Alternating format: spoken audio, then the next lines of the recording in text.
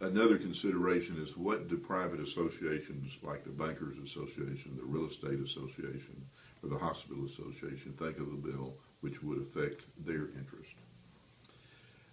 All of this information is important, and the more of this type of information that can be submitted to the Jurisprudence and Law Reform Committee when the proposed bill is submitted, in my opinion, the better the chance that bill has of being chosen to be one of the bills in the legislative package. The second aspect that I want to discuss for a moment is the House of Delegates. The recommendations of the Jurisprudence and Law Reform Committee go to the House of Delegates and are considered at their June meeting in the year before a regular session. For instance, the next regular session is January of 2015, and the House of Delegates at their annual meeting in June of 2014 will consider the recommendations of the Jurisprudence and Law Reform Committee. They will consider each bill separately. They will debate the bill and whether or not it should be in the package. In order for a proposed bill to be in the package, it has to receive at least 2/3 of those voting in the House of Delegates.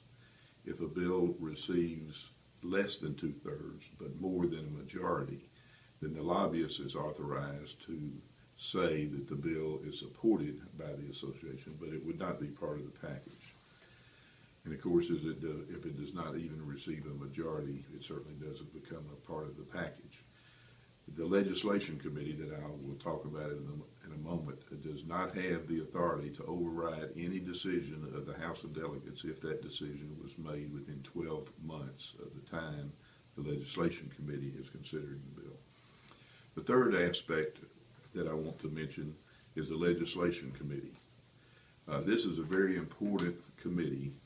It meets for only a short number of months usually, but it's very intense when they do meet. That committee meets every Friday during the time the legislature meets, and those meetings range from 2 hours to as long as 4 hours sometime, and every once in a while there are telephone discussions. There are 9 voting members of that committee. One is elected from the House of Delegates by bar district, so each bar district has a representative.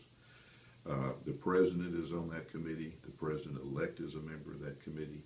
The chair of Jurisprudence and Law Reform is a member of that committee.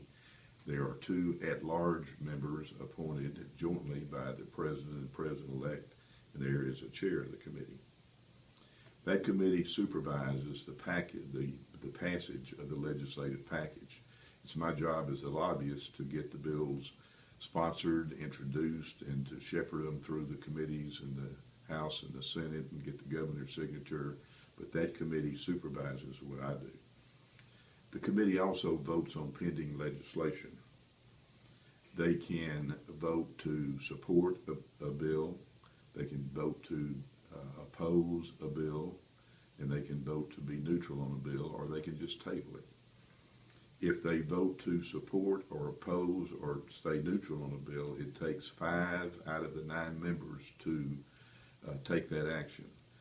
It doesn't make any difference how many are there. If there are only 5 members there, it still takes 5 out of 9 to support that action. That committee also refers proposed legislation to the sections from time to time.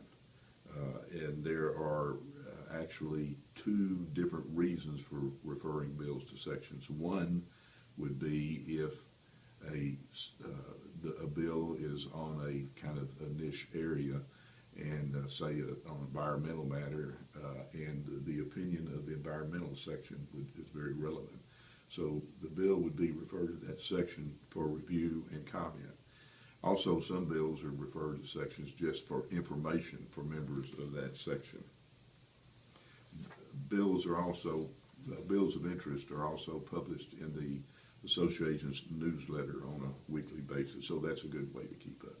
So that's basically the 3 major parts of the association's legislative program. There are a couple of other things I want to mention. One of them is the Political Action Committee. There is a Arkansas Bar Association Political Action Committee, which makes contributions to the campaigns of members of the association who are running for the legislature. The minimum price for membership is $30. I think it is really great for members of the Bar Association to make that small contribution to the PAC because it adds up and it's really important. It supports only members of the association who are running for the legislature. It's important that members of the Bar Association be involved in one way or another, and hopefully more than one way, in the legislative process, and there's a lot of ways to do that.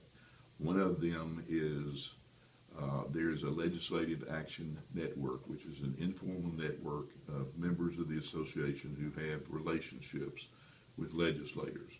They may be co-workers, they may be friends, their wives may be friends, their children may be friends.